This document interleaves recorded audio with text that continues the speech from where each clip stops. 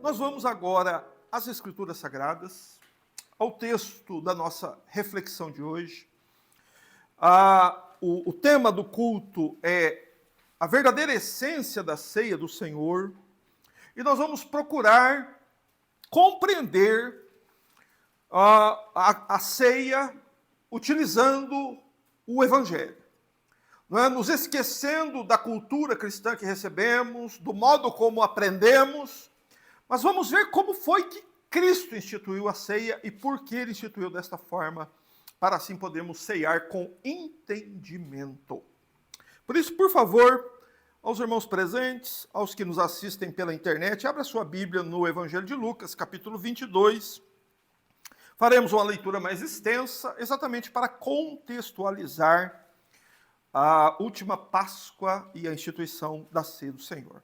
Lucas 22, verso 1, está escrito assim: Estava próxima a festa dos pães asmos, chamada Páscoa, e preocupavam-se os principais sacerdotes e os escribas em como tirar a vida de Jesus, porque temiam o povo.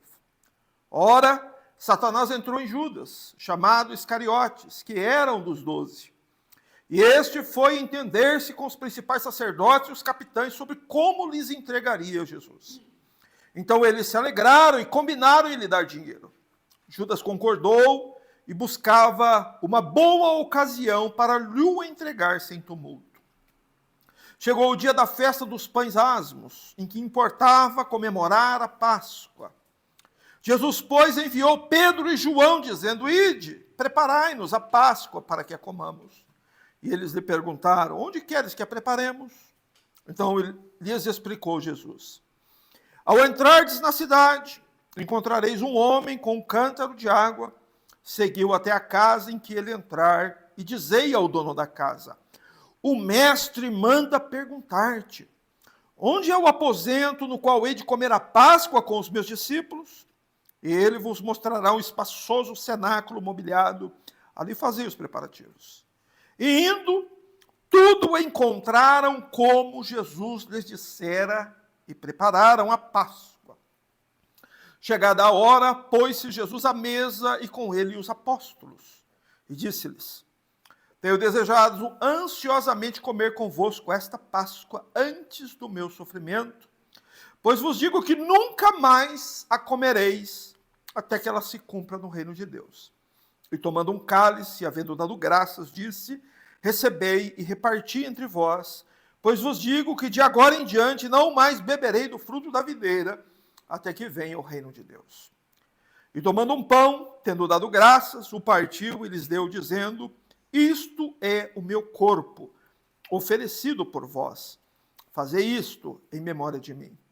Semelhantemente, depois de cear, tomou o cálice, dizendo: Este é o cálice da nova aliança no meu sangue, derramado em favor de vós. Amém.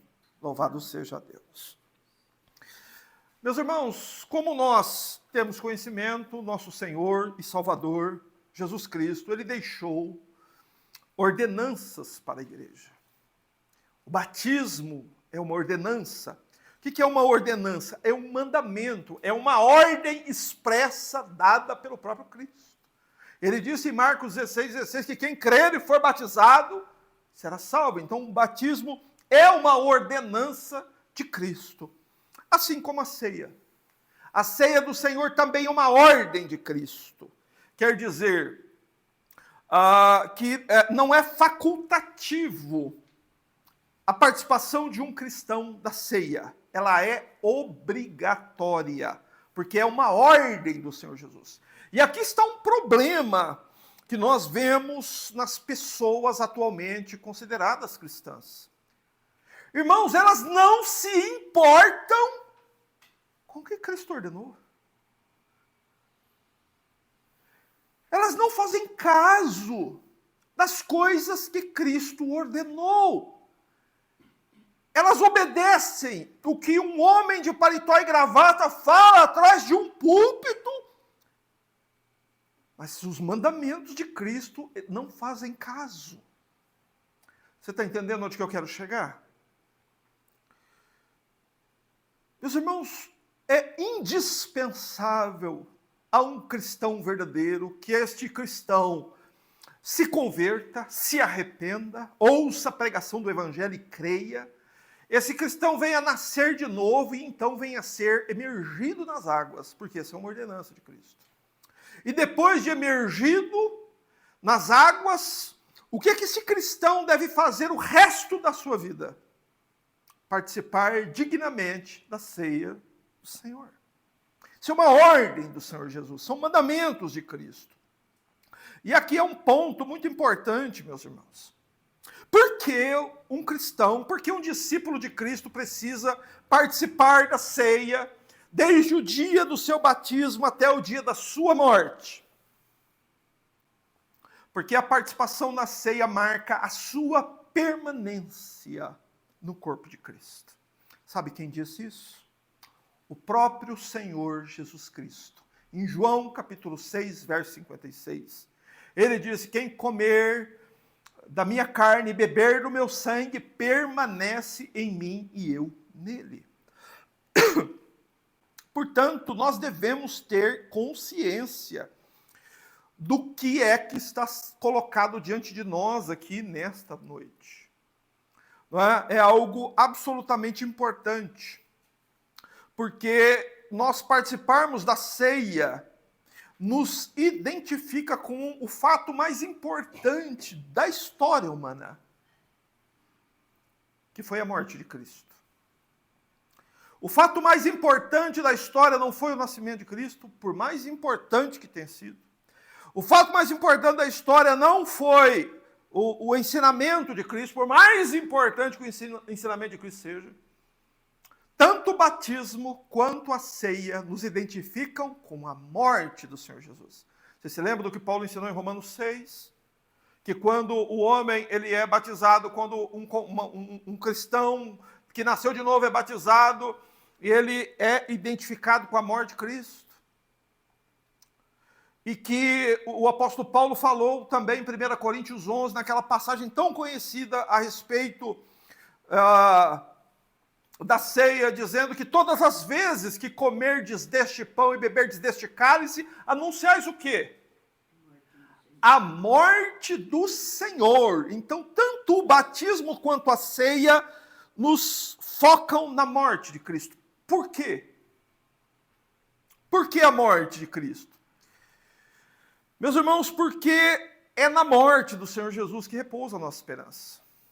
Lembrem-se, né, daquela passagem de 1 Coríntios 15, que eu tenho destacado tanto e falado tanto com os irmãos, em todos os estudos praticamente tenho falado sobre ela para que isso fique marcado.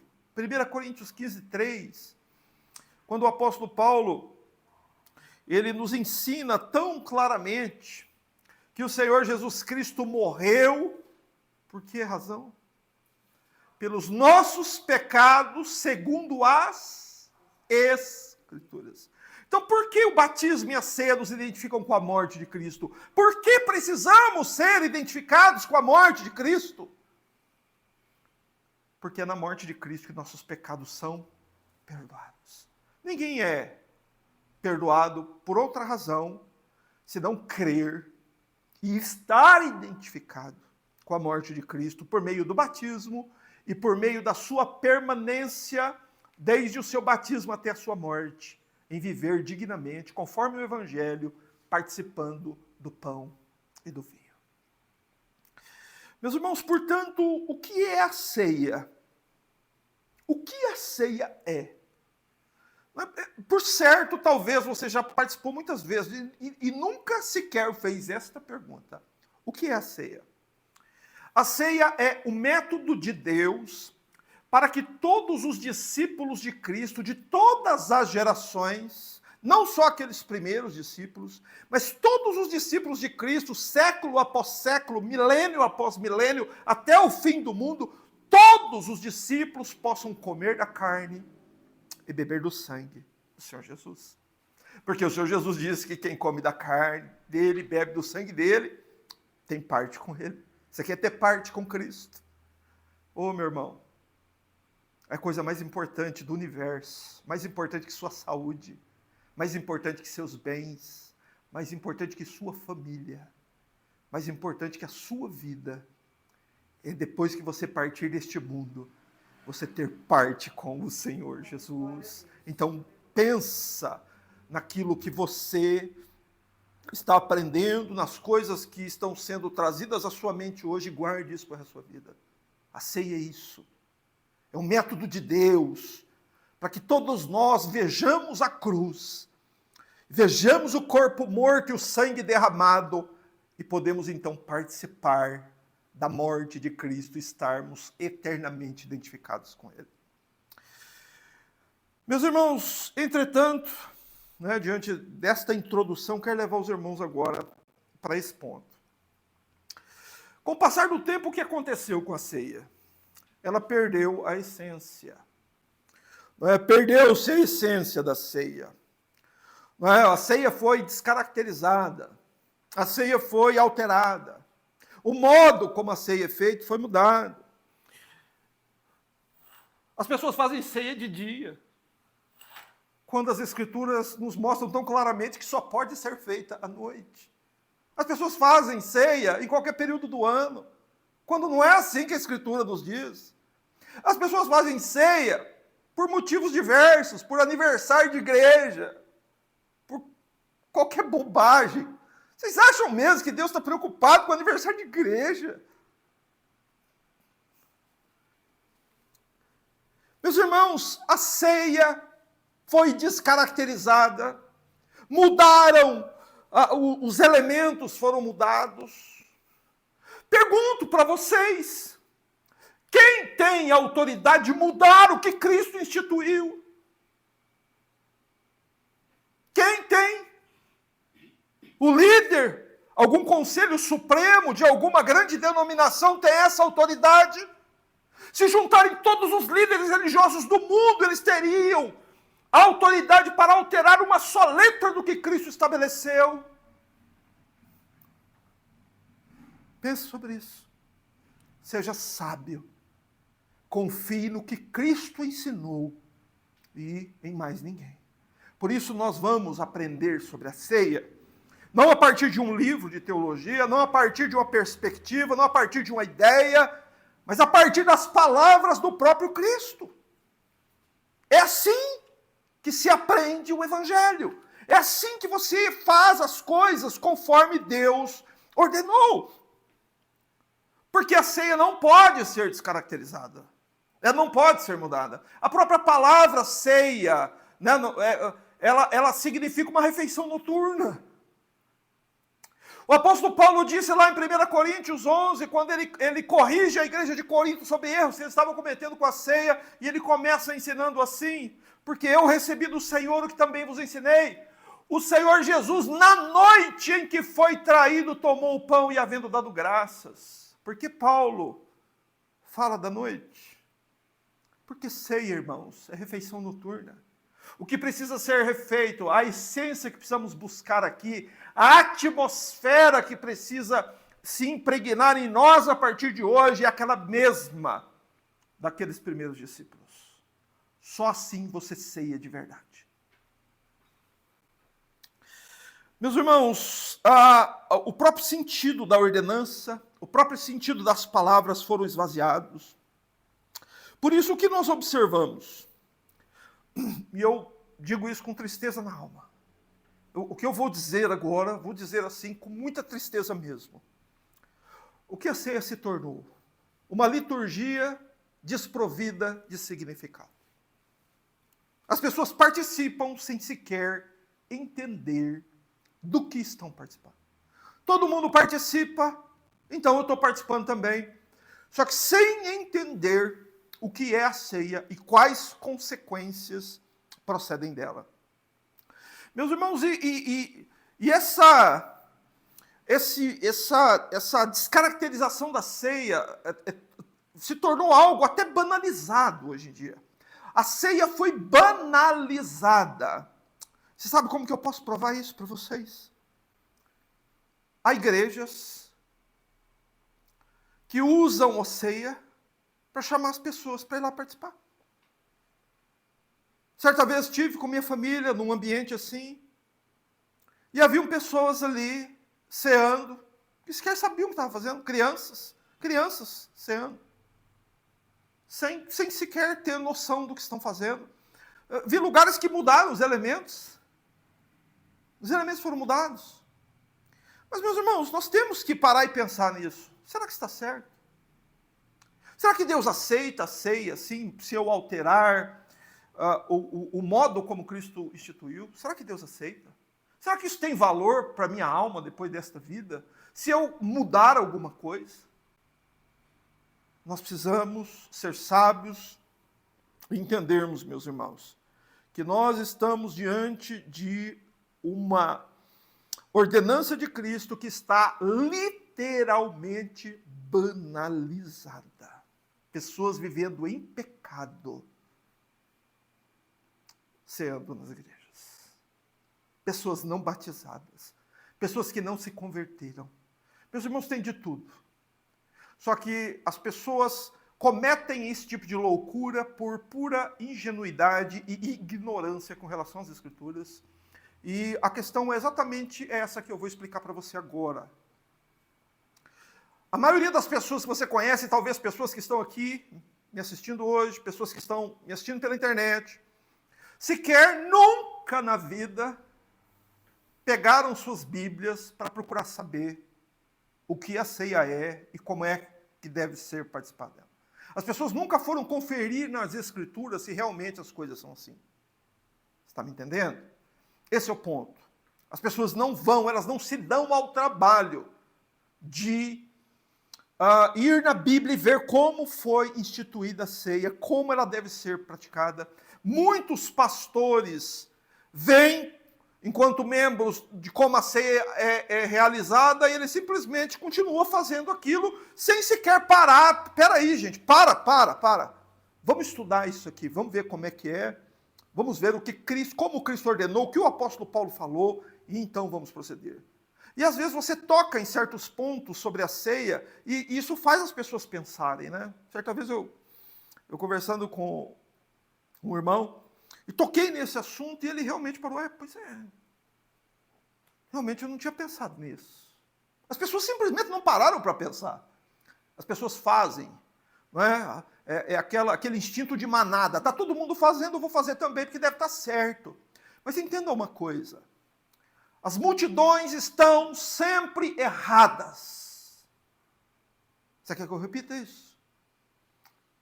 Multidões estão sempre erradas. Se tem uma multidão lá, é porque as coisas não estão conforme a Bíblia. Porque se estivessem, o número de pessoas lá seria bem menor. Que é uma prova. No fim de 3 anos e meio de ministério do Senhor Jesus, em meio a milagres que nunca se viu no mundo, quantos ficaram junto dele? Só 12. Um ainda traiu, Pedro negou e os outros fugiram. Então entenda uma coisa, meu querido, minha querida irmã. Seres humanos têm tendência muito maior a acreditar na mentira do que em crer na verdade. Ela tem uma tendência muito maior em acreditar em coisas faladas do que ler na Bíblia o que Cristo ordenou e obedecer o que Cristo ordenou. Mas, meus irmãos, nós não podemos nem devemos agir assim, e por isso o que nós vamos fazer? Nós vamos voltar àquele dia que aconteceu há 2000 anos atrás, numa cultura completamente diferente da nossa, num contexto completamente diferente. Para fazer o quê? Qual que é o nosso objetivo aqui? Resgatar a essência da ceia do Senhor. Vamos resgatar a essência dessa ordenança e em seguida nós vamos cear, mas aí com entendimento. Nós vamos cear dignamente, conscientes da nossa fraqueza, e nós vamos cear biblicamente. Então nós temos que ter esses 3 pontos. Você tem que entender o que é a ceia, você tem que estar adequadamente preparado para a ceia, e a ceia precisa ser participada biblicamente. E em muitos pontos aqui você vai ser confrontado, com certeza. Nós abrimos Lucas capítulo 22, indo agora ao texto, e devemos nos lembrar que nós lemos a partir do verso 1, exatamente para contextualizar os irmãos. Eu quero fazer essa contextualização bem rápida. Aqui, Lucas capítulo 22 nos fala que o Senhor Jesus havia concluído o ministério de ensino dele. Lucas, embora não mencione aqui, mas já nesse período, o Senhor Jesus havia sido ungido lá na casa de Simão, o leproso, por Maria, que derramou o vaso de alabastro sobre o corpo dele. Com qual finalidade mesmo? Quem lembra? Por que Maria derramou o vaso de alabastro sobre a cabeça de Jesus e ungiu o corpo dele com aquele unguento caríssimo? Preparando o corpo dele para o seu sepultamento. Na nossa cultura, se prepara o corpo de um morto depois que ele morre. Mas o corpo do Senhor Jesus foi preparado para o sepultamento antes dele morrer. Então, imagina como é que estava o coração do Senhor. Você imagina a hora que ele desceu do céu, que há 33 anos ele viveu na terra, estava chegando. Então, o Senhor Jesus sabia, ele já havia sido ungido para o seu sepultamento, ele sabia que Judas o iria trair, e sabia que Satanás já havia entrado em Judas. O Senhor Jesus sabia que os fariseus e os saduceus e os judeus de modo geral ali, já haviam arquitetado, planejado e estavam efetuando um plano para matá-lo. Ele sabia disso. E tudo isso faz parte da questão da ceia. Ele sabia que a hora da cruz havia chegado. Então, é essa atmosfera de extrema agonia e tristeza do Senhor Jesus, que estava no coração do próprio Cristo, que faz, com que ele coma a Páscoa com seus discípulos e depois institua a ceia. É sob essa atmosfera de grande tristeza do Senhor Jesus, daquilo que já havia no coração dele, na iminência dos extremos sofrimentos que ele padeceria, além de todos os sofrimentos impostos pelos homens, ele sabia que ele ia ter que suportar a pavorosa ira de Deus. E ele é Deus, o companheiro de Deus, e ele sabe quem Deus é. Talvez você não saiba, mas ele sabe quem Deus é. E ele sabia como Deus reagiria quando ele carregasse os pecados de seu povo sobre ele. Deus é santo, Deus é justo, ele odeia o pecado, ele é o eterno inimigo do pecado. E Cristo estava carregando os pecados de todo o seu povo, e o Senhor Jesus tinha consciência do que ele iria sofrer. Por isso ele estava tomado de angústia e pavor. E tudo isso é descrito no capítulo 22 aqui. Pavor, angústia, a alma dele triste até a morte, porque ele estava consciente do que ele precisaria suportar até as 3 horas da tarde daquela sexta-feira, no momento que ele iria morrer, e ele iria morrer por causa dos nossos pecados. Então é essa atmosfera, irmãos, sob essa perspectiva dos sofrimentos intensos, de toda a agonia, dor e tormentos que Cristo suportaria naquele dia, que a ceia foi instituída. É isso que você precisa ter em mente. Entenda corretamente a ceia do Senhor. Agora olha para o verso 14. Na minha Bíblia, a Almeida Revista Atualizada, já vem separado a última Páscoa, dos versos 14 a 18, a instituição da ceia, dos versos 19 e 20. E por que Lucas separa a ceia, a Páscoa e a ceia do Senhor? Há razões muito importantes, irmãos. Em primeiro lugar, é para que a Páscoa não seja confundida com a ceia. Por que não pode ser confundida? Porque a Páscoa é uma ordenança judaica. A Páscoa foi uma ordenança judaica dada ao povo de Israel na saída do Egito. Páscoa não é comemoração cristã, é judaica. Por isso Lucas separa aqui. Agora a ceia não, a ceia é uma ordenança memorial cristã. Não é? Ou seja, exclusiva para os discípulos de Cristo. Por isso que elas estão separadas aqui. Dos versos 14 a 18, trata da última Páscoa, versos 19 e 20, a instituição da ceia. E isso nós devemos observar porque Se a Bíblia distingue essas duas coisas, nós também precisamos fazer distinção sobre isso. Vamos olhar para a última Páscoa. Observe quão cuidadosamente são obedecidas as prescrições bíblicas a respeito da Páscoa, e elas foram obedecidas pelo Senhor. Não é? Em que período do ano que a Páscoa dos judeus era realizada? Num período determinado do ano, não era feito em qualquer momento, não era feito todo domingo, nem todo mês, não era feito quando eles queriam, não era feito quando o templo de Jerusalém completava mais um ano, não era feito quando um sumo sacerdote era ungido, nada disso. A Páscoa só era comemorada no dia em que Deus prescreveu que ela fosse comemorada. Ok? E era exatamente isso. Isso está bem claro aqui no texto. Por favor, olha o verso 7. O verso 7 diz assim: chegou o dia da festa dos pães asmos. Ou seja, a festa da Páscoa tinha um dia certo para ser realizada. Ok? Você entendeu isso? Você pode dizer amém para isso? Amém? E a Páscoa tinha também uma hora certa de ser realizada. Você vai ver isso aí no verso 14. Chegada a hora do quê? A hora prescrita lá no livro do Êxodo, para que a festa da Páscoa seja comemorada. E aqui eu quero que vocês entendam isso. Que conforme a Bíblia prescreve, exatamente como a Bíblia prescreveu, Cristo e os apóstolos obedeceram. Por isso chegou a hora. Não é? É exatamente a hora prescrita. E ali, nessa hora, o Senhor Jesus se põe à mesa com os discípulos. Evidentemente que nós temos na nossa cultura essa visão de mesa nesse sentido aqui. Porém, a mesa ali era no chão, eles se assentavam no chão. Era desse modo que eles participavam de refeições noturnas. E a Páscoa era também uma refeição noturna.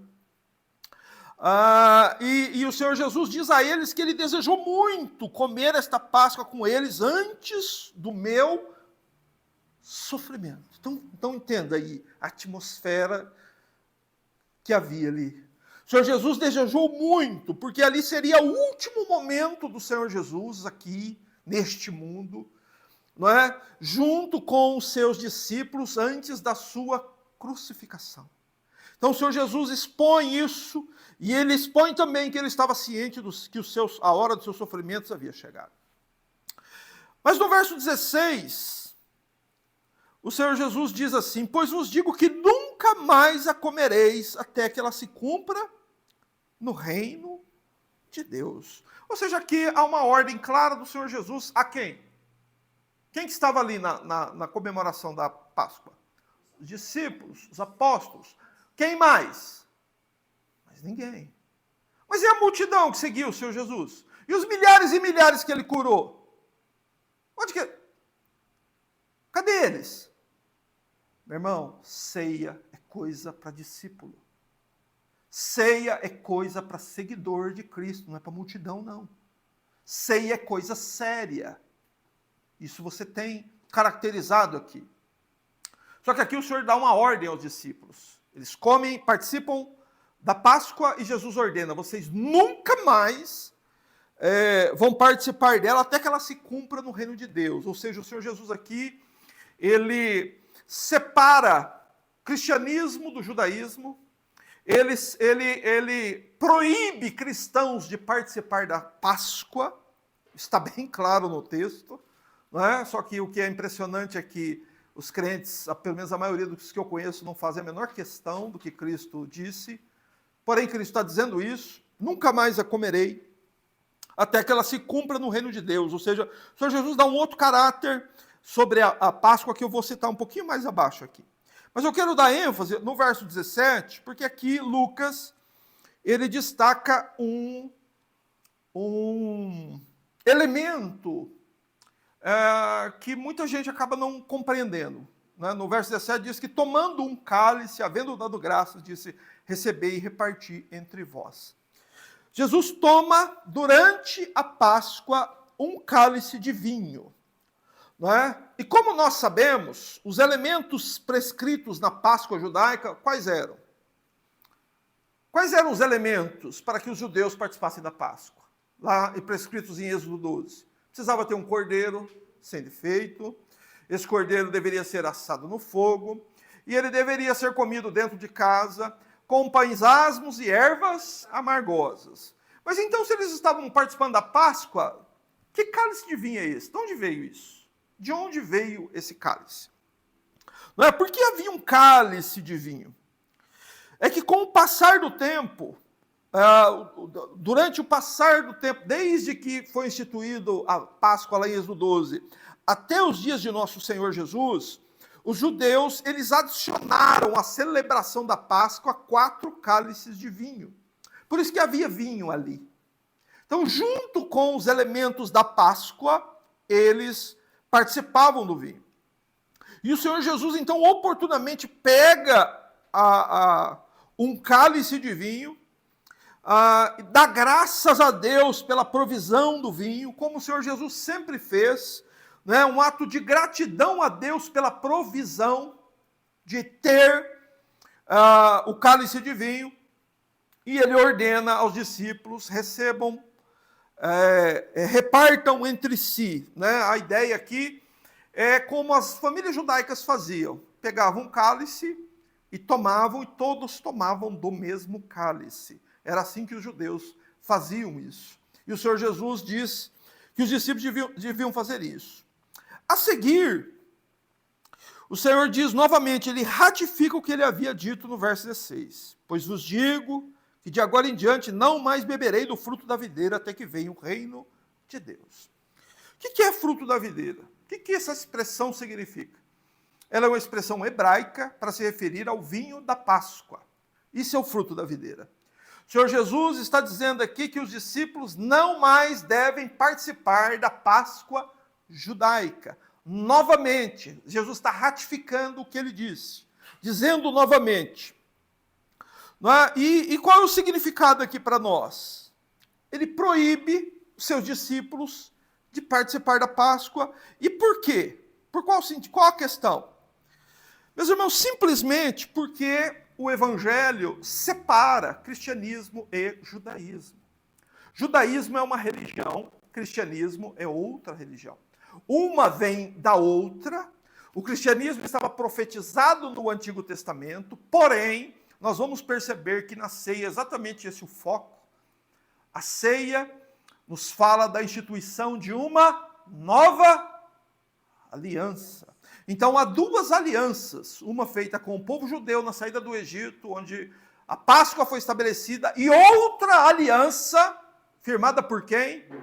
Pelo Senhor Jesus Cristo. O cordeiro sacrificado foi sacrificado na cruz, e o sangue derramado foi o sangue do próprio Filho de Deus. Então, há 2 alianças, há 2 religiões aqui na Bíblia, e as 2 não podem e não devem de jeito nenhum serem misturadas. Mas e se misturar, o que acontece? Leia a carta aos Gálatas. Leia Atos 15, primeiro concílio da igreja. Exatamente isso. Quiseram misturar o evangelho com o judaísmo e os apóstolos rechaçaram isso. E por quê? Exatamente porque Cristo separou essas 2 religiões. Quando? Aqui. Não mais bebereis do fruto da videira até que venha o reino de Deus. Então, que nós entendamos isso. Agora, o Senhor Jesus vai falar sobre a ceia. Não é? Como é que o povo de Cristo deve celebrar essa ordenança? Observe que como o Senhor Jesus instituiu a ceia, aprenda dele, presta atenção. Diz assim, e tomando um pão, tendo dado graças, o partiu e lhes deu, dizendo, isto é o meu corpo, oferecido por vós. A instituição da ceia é Cristo antecipando a sua morte. Jesus está antecipando a sua morte. O ato dele partir o pão representa o corpo dele sendo ferido pelos soldados e pregado na cruz. O ato deles beberem o vinho significa o sangue deles sendo derramado no Calvário. Então, o que a ceia é? Não é? A ceia se torna diante de nós, quando nós a celebramos, como o Senhor Jesus ordenou, uma espécie de pregação visível. Ou seja, o que acontece?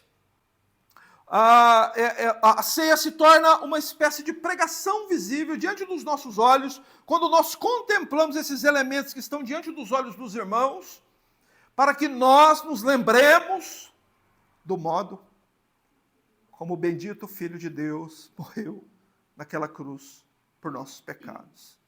Não é? Mas nós devemos aqui pensar um instante sobre isso. Cristo está antecipando a sua morte aqui, ok? E ele o fez depois da Páscoa. Depois de participar da Páscoa, Cristo institui a ceia. Pensa um pouquinho comigo aqui. Ele poderia ter instituído a ceia antes? Não poderia? Claro. Ele poderia também ter instituído a ceia depois que ele ressuscitasse. Ficaria mais claro para os discípulos ainda. Certo? Mas por que o Senhor Jesus institui a ceia depois da Páscoa? Será que foi uma mera comodidade? Será que foi exatamente só uma questão de comodidade do Senhor Jesus instituir a ceia depois da Páscoa? Ou há mais coisas aí? Ou há pontos muito relevantes com relação à fé, à salvação e as demais questões na instituição da ceia? Por que o Senhor Jesus instituiu a ceia após comer a Páscoa? Meus irmãos, obviamente que há motivos muito importantes nos quais nós devemos nos concentrar, nos quais você pode ser a sua última oportunidade na vida de fazer isso, de você se concentrar no modo como Cristo institui a ceia, porque isso não foi por mera comodidade. Ele podia ter feito antes, podia ter feito depois.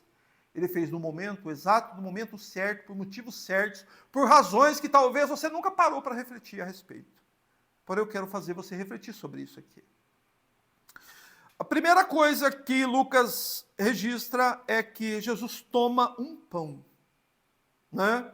Cristo toma um pão nas suas mãos. Ele pega o pão, como o pão que nós temos aqui, ele pega esse pão nas suas mãos. E aí vem a seguinte pergunta para vocês, obviamente. Que tipo de pão era esse? Será que era o pão Puma que você compra na padaria hoje? Será que era um pão que você encontra em algum lugar especial? Que tipo de pão Jesus usou na ceia original?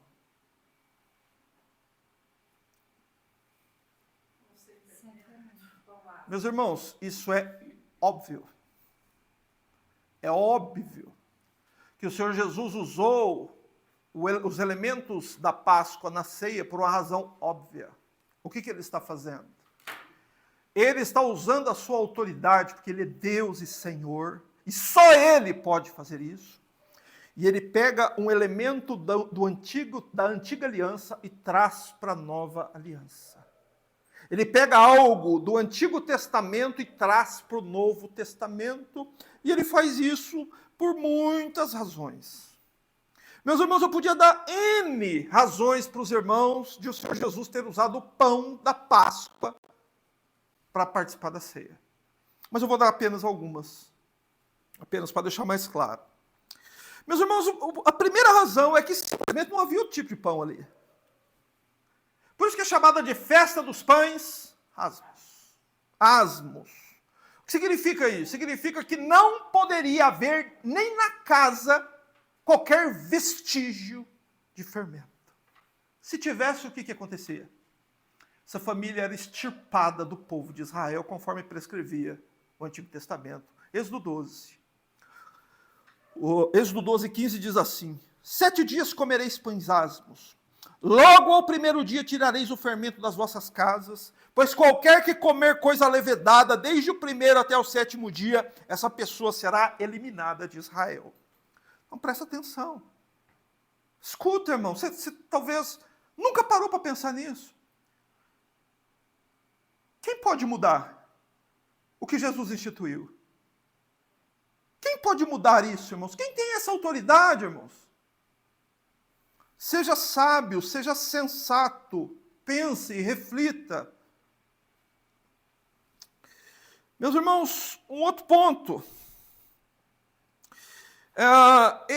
É por essa razão também que o Senhor Jesus, que eu quis ler o texto desde o início, para nós notarmos que o lugar onde o Senhor Jesus comemorou a Páscoa com seus discípulos e instituiu a ceia era a casa onde um homem estava levando o que para lá?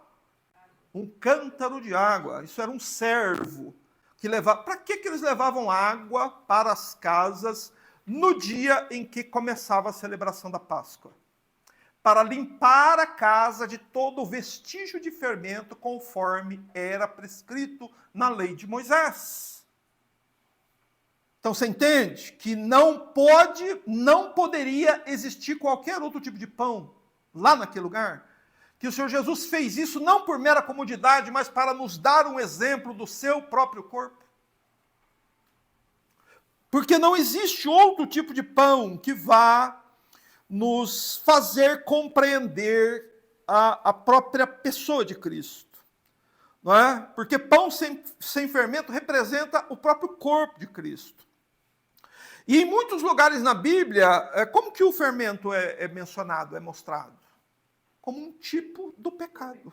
Um tipo do pecado. E nosso bendito Senhor, essa é uma das bases do Evangelho, essa é uma das bases do cristianismo. Ele morreu sem pecado. Não é? Nem na sua boca nunca se achou engano. E há inúmeros testemunhos na Bíblia acerca disso.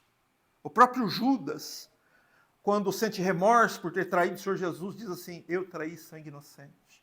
Pilatos, 3 vezes diz assim: não vejo crime nenhum nesse homem.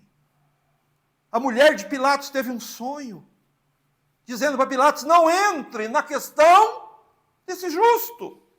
Então veja como a Bíblia nos mostra tão claramente, meus irmãos, que Jesus morre uma morte expiatória. Ele morre não por causa dele, ele morre por nossa causa. Que ele vai à cruz por isso, e que este pão que você vai comer representa o corpo dele, partido na cruz, por sua causa. Louvado seja Deus. Meus irmãos, portanto, Jesus Cristo, ao tomar o pão asmo da Páscoa judaica e usá-lo na ceia cristã, ele está trazendo um elemento do judaísmo para o cristianismo. Ele está usando sua autoridade. E só ele tem autoridade para isso, mais ninguém, irmãos. Se não está escrito no Evangelho, não é algo que o cristão, que o discípulo de Cristo deve praticar. Não se aplica a nós no sentido como se aplicava aos judeus da antiga aliança. Isso é fácil de entender, meu irmão. Na antiga aliança, um homem podia ter mais de uma mulher. Celinha, olha aqui para mim.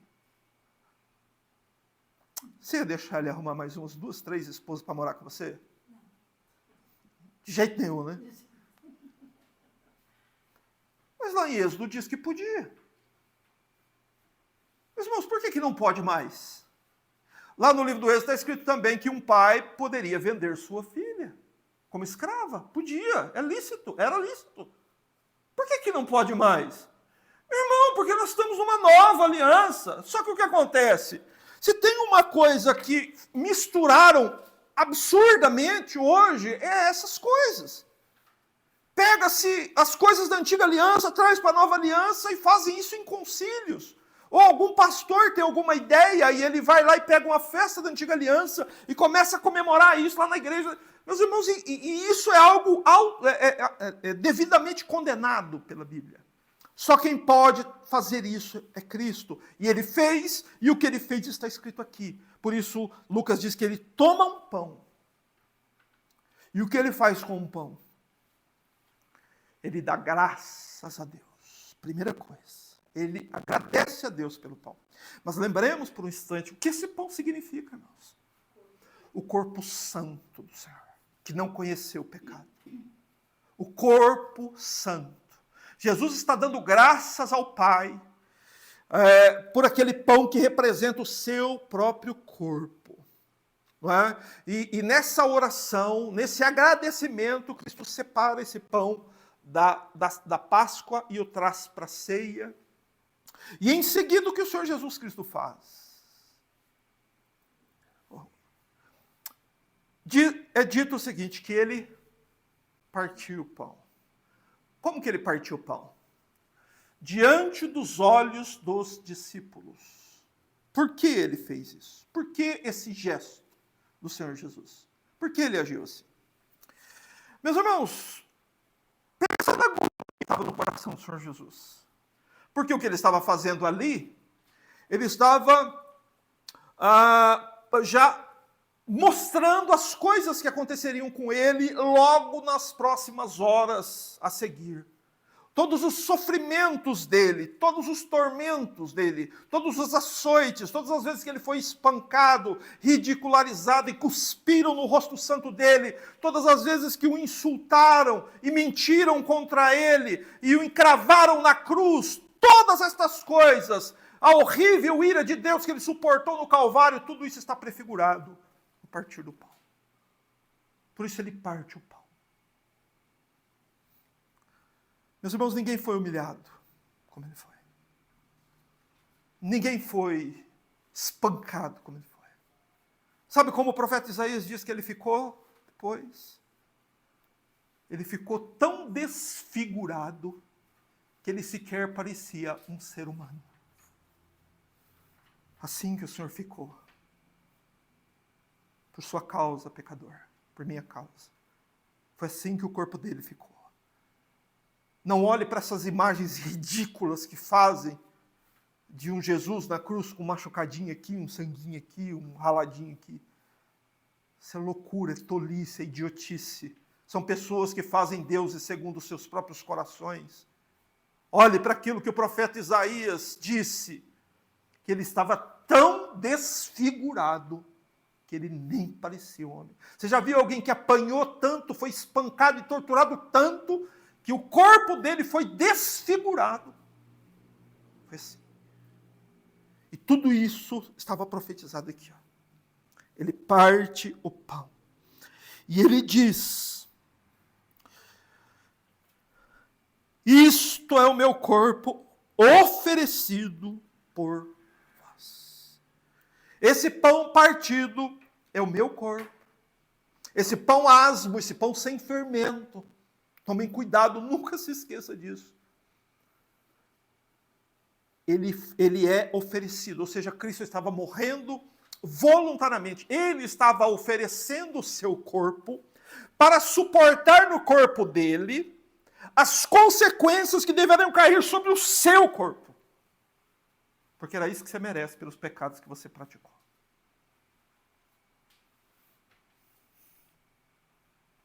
Por isso Davi orava assim: tem compaixão de mim, Senhor. Tem compaixão de mim. Perdoa o meu pecar.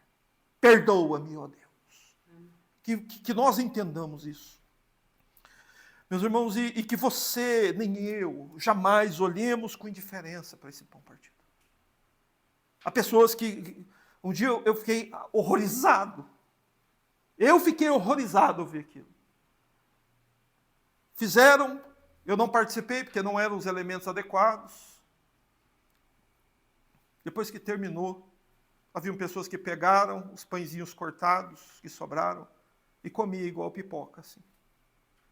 Aquilo gelou a minha alma, de ver como as pessoas perderam completamente o temor e o respeito pelas coisas que representam o corpo que Cristo entregou na cruz por nós. Está me entendendo? Isto é o meu corpo, oferecido por vocês. Jesus sofreu, Osmar. Jesus se entregou para morrer no seu lugar. Jesus se entregou, meu irmão, para morrer em meu lugar. Irmãos, tem pessoas queridas que já não estão mais nesse mundo ao meu lado aqui, pessoas que eu amo do fundo do meu coração, que já partiram. E é certo que eu encontrarei alguns deles depois dessa vida. No entanto, não é o meu desejo, não é o meu desejo principal encontrar essas pessoas depois que eu partir daqui. Meu desejo principal é encontrar o meu Salvador. Ô, irmãos, teve pessoas que já me ajudaram nesse mundo aqui, já morreram. Mas nunca ninguém fez tanto por mim quanto Cristo fez. Quem entregou o corpo dele para morrer no seu lugar? Quem entregou o corpo dele para sofrer os açoites brutais daqueles soldados? Muita gente morria nos açoites. Não chegavam nem a ser crucificados. Morriam açoitados. Cristo entregou o corpo dele. Isto é o meu corpo. Por isso o pão vai ser partido na sua frente aqui. Você entendeu? Não tem esse negócio de pãozinho picadinho comprado na padaria. Foi assim que Cristo fez. E é assim que nós fazemos, porque a ceia foi instituída assim, e ninguém neste mundo tem autoridade de mudar isso. Vai passar a terra e o céu, meu irmão. Mas o que Cristo instituiu permanecerá para sempre.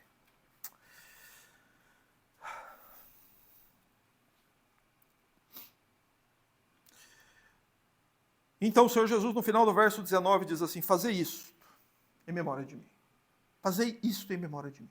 Ou seja, façam isso. Jesus está aqui dando uma ordem. Por isso que a ceia é uma ordenança, não é outra coisa. São dados outros nomes para a participação da ceia. Porém, a bíblica é que Jesus ordenou, façam isso. Ou seja, ele está dando uma ordem. Não é? E o objetivo da ceia é fazer-nos relembrar a cruz. É fazer-nos relembrar as coisas daquele dia.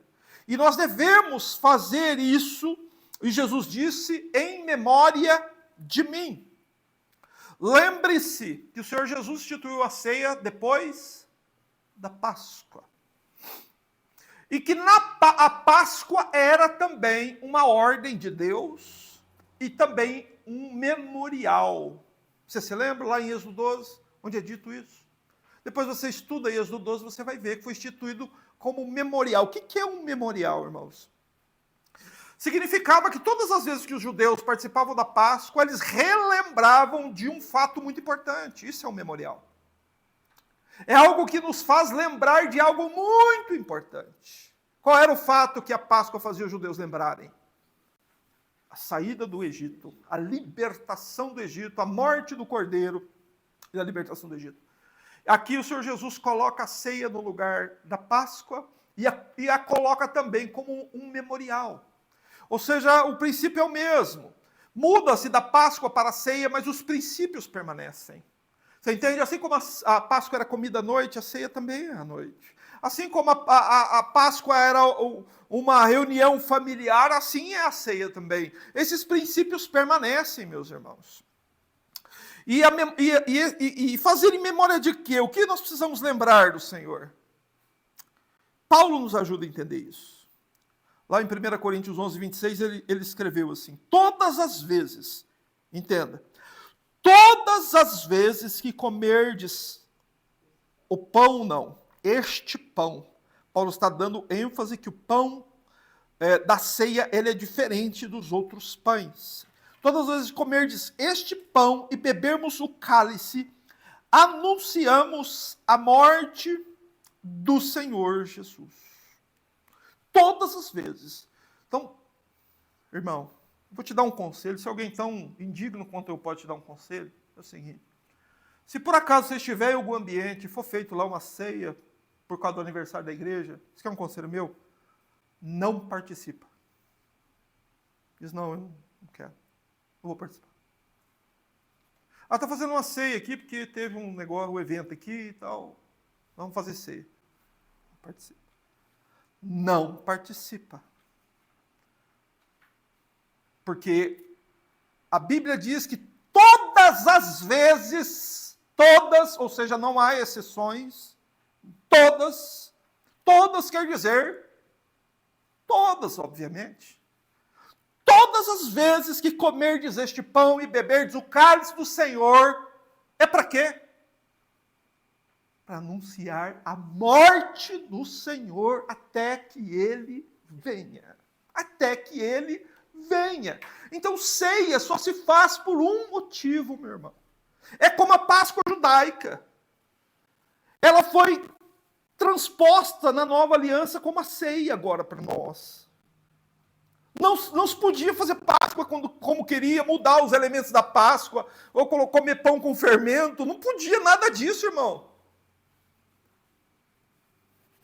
E se algo que foi de uma aliança que durou até a cruz e depois passou, o que você acha que espera aqueles que desobedecem o que Cristo instituiu?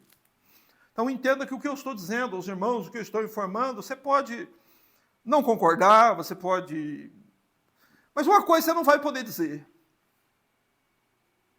que isso não está escrito na Bíblia. Amém? Está escrito na Bíblia. Todas as vezes que você participar de uma ceia, se o motivo não for relembrar sobre a morte de Cristo, não participe, que essa ceia não é verdadeira. Isso não tem valor diante de Deus. Muito pelo contrário. Ao invés de bênção, será juízo de Deus. Porque usam a ceia para coisas escusas, para objetivos que a Bíblia não estabelece. Meus irmãos, e o motivo de fazer isso em memória de mim é porque é na morte do Senhor que repousa a nossa esperança. Fazer isto é o meu corpo oferecido por vós. Fazer isto em memória de mim. Não é? Peguem o pão sem fermento, deem graças a Deus e o partam, representando a minha morte. Façam isso em memória de mim. Porque é na morte do Senhor, meus irmãos. Ele morreu por nossos pecados, segundo as Escrituras. Então, na ceia do Senhor há um pão. Esse pão precisa ser um pão sem fermento. E esta foi uma comemoração memorial a respeito da morte de Cristo. E nesta ceia do Senhor, o pão é sem fermento. Mas depois nós vamos ao segundo elemento que está no verso 20. Semelhantemente, depois de cear, tomou o cálice. Ou seja, o que Lucas está nos dizendo aqui é que, do mesmo modo com que Cristo separou o pão asmo da Páscoa e o abençoou e o partiu, isso aqui é semelhantemente depois de cear. De modo semelhante ao que Cristo fez primeiro, ele faz agora. Ele pega um elemento que era um cálice de vinho da Páscoa e traz para a nova aliança. Agora, é evidente que você deveria, pelo menos, ter feito essa pergunta. O que tinha nesse cálice? Será que tinha água? Será que tinha suco de uva, gente? Existia suco de uva naquela época? Se você pegar e espremer uva e deixar a uva espremida ali, o que acontece com ela em pouco tempo? Ela fermenta. A fermentação da uva é natural. Naquela época não existia métodos de evitar a fermentação da uva. Não existia suco de uva. O suco de uva passou a existir há poucos séculos atrás. Porque é natural. É uma fermentação natural. Então não existia isso. E é claro que não existia. É uma questão de inteligência, irmãos. É uma questão de informação. Não existia tecnologia para isso naquele tempo. E se fosse para ser assim, o Senhor Jesus havia instituído assim. Ok? Ele teria instituído do modo adequado. A Bíblia nunca vai nos remeter a cometer um erro. Pelo contrário, quando nós seguimos criteriosamente o que a Bíblia ensina, nós estamos exatamente evitando o erro. Por isso o Senhor Jesus, semelhantemente depois de cear, ele toma o cálice, dizendo, este é o cálice da nova aliança. Meus irmãos, tem uma parte do Evangelho que as pessoas esqueceram completamente isso. Quando você participa do pão e do vinho, você está relembrando um fato muito importante na história da humanidade. Que agora a aliança de Deus não é mais com uma nação lá do Oriente Médio, como foi desde a saída do Egito até a hora que Cristo morreu na cruz. Agora a aliança de Deus é com todas as nações do mundo, por isso que Cristo comprou com seu sangue homens de toda tribo, língua, povo e nação. Sabe o que é isso? É uma nova aliança. Sabe aqui o autor Lucas aqui está se referindo? Se você quiser ter mais uma informação, mais um embasamento que eu estou dizendo para você, vá comigo aqui a Jeremias, capítulo 31, verso 31, no Antigo Testamento. Jeremias é um livro grande, fácil de ser encontrado. Jeremias 31, 31. Veja que isso estava previsto no Antigo Testamento. Jeremias capítulo 31, verso 31, na minha Bíblia, inclusive, está separado aqui. O tema é firmada a nova aliança. Veja o que diz em Jeremias 31, 31. Diz assim: eis aí vem dias, diz o Senhor, em que firmarei nova aliança com a casa de Israel e com a casa de Judá. Não conforme a aliança que fiz com seus pais no dia que os tomei pela mão para os tirar da terra do Egito, porquanto eles, leiam para mim, por favor, invalidaram, na minha versão ao meio da revista atualizada, diz, anularam a minha aliança, não obstante eu os haver desposado. Quebraram o pacto. Verso 33, porque esta é a aliança que firmarei com a casa de Israel depois daqueles dias, diz o Senhor. Na mente imprimirei as minhas leis, e também no coração lhes escreverei, e eu serei o seu Deus, e eles serão o seu povo. Então, já estava previsto no Antigo Testamento, desde o tempo do próprio Moisés, que uma nova aliança seria firmada. Ou seja, Deus, o Senhor, o Criador do céu e da terra, o único Deus verdadeiro, ele firmou uma aliança com um país chamado Israel, com uma nação, com as 12 tribos, descendentes de Abraão, Isaac, Jacó e descendentes de Davi, enfim, com o povo de Israel. Com que finalidade? Para que por meio daquele povo Deus enviasse seu Filho. Depois que consumou o plano de Deus, agora uma nova aliança foi instituída. Não é? E essa nova aliança, ela é no sangue derramado em favor de vós. Ou seja, toda aliança que Deus faz, sangue é derramado. Na antiga aliança foi assim também, lá no pé do Monte Sinai. Quando Deus deu os 10 mandamentos e as demais leis ao povo judeu, Moisés proclamou aos ouvidos do povo os termos da aliança, ou seja, as obrigações e os benefícios da aliança, e o povo concordou, o povo disse, nós faremos tudo que o Senhor nos mandou fazer. E depois o que aconteceu? Um cordeiro foi sacrificado e foi aspergido sangue sobre o livro da aliança e sobre o povo da aliança. Você entendeu? Na nova aliança foi semelhante, só que aconteceu de modo invertido. Quais são os termos da aliança? É o ensino de Cristo. Você já observou que Jesus subiu num monte e proclamou ali seu sermão da montanha, fornecendo aos seus discípulos um padrão ético e moral muito mais elevado do que o que havia na antiga aliança? Você já reparou isso? O que Jesus está dizendo ali? Jesus está dando os termos da aliança. Se você está realmente numa aliança com Cristo e salvo para toda a eternidade, você está obedecendo o que Cristo ordenou que você obedecesse. Por que hoje não se faz caso do Sermão da Montanha, irmãos? O que eu mais vejo por aí é o povo tentando guardar a lei de Moisés. Você vê que é surreal, como diz nosso irmão lá de Uberlândia. É surreal, né, irmão Vitor? Surreal. Meu irmão, você está numa nova aliança. O sangue da aliança é o sangue de Cristo. E os termos da aliança estão lá no monte. Mateus 5, 6 e 7. Você sabe por que está assim, dessa forma? Para facilitar para nós. Vê como Deus é bom? Deus facilita, ele sintetiza, ele resume e nos entrega pronto. Então conheça, absorva, decore o Sermão da Montanha. São 3 capítulos do Evangelho de Mateus. Decore, aprenda o ensino de Cristo. Esses são os termos da aliança. Você concorda com os termos da aliança? Concordo com os termos. Então o sangue de Cristo é derramado. Você crê, o sangue de Cristo é derramado. Você está debaixo da aliança. Significa que você está salvo, meu irmão. Que você é um remido de Deus. Que você é um discípulo de Cristo. E assim como aqueles primeiros discípulos puderam participar do pão e do vinho, você também pode. No entanto, se você diz que é crente, mas você não faz caso e nem conhece o Sermão da Montanha, se você não obedece os termos da aliança, você não está vivendo de acordo com o ensino de Cristo.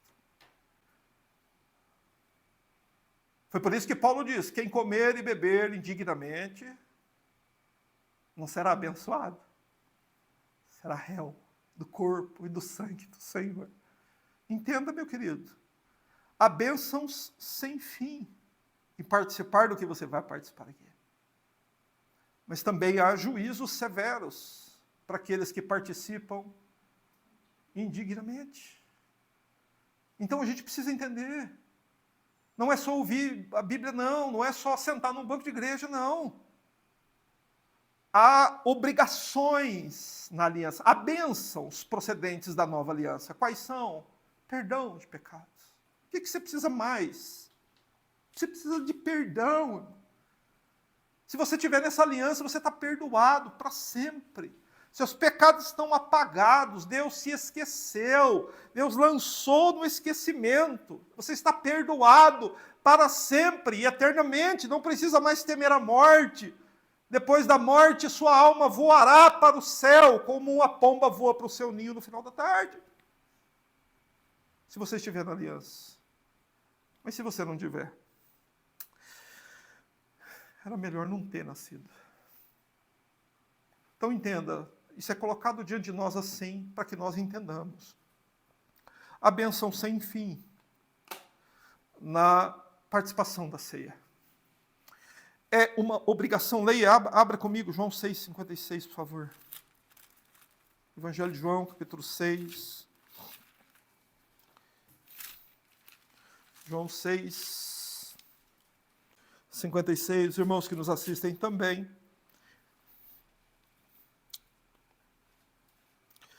João 6,56. Os irmãos vão notar que o capítulo 6 de João é da máxima importância a ser entendido, porque é, junto com a crucificação e ressurreição de Cristo, o único assunto que está nos 4 evangelhos. E João 6,56, o Senhor Jesus diz assim: quem come a minha carne e bebe o meu sangue, permanece em mim e eu nele. Então, participar da ceia marca a sua permanência no corpo.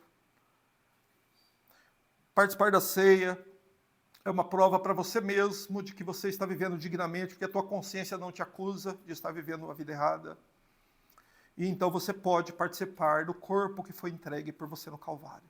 Porque assim como os primeiros discípulos puderam, nós agora podemos nos achegar ao pão e ao vinho. Mas olharmos para estes elementos tendo em mente as realidades espirituais que eles nos apresentam. O corpo santo de Cristo partido por nós. E o sangue dele derramado em nosso favor. Louvado seja Deus.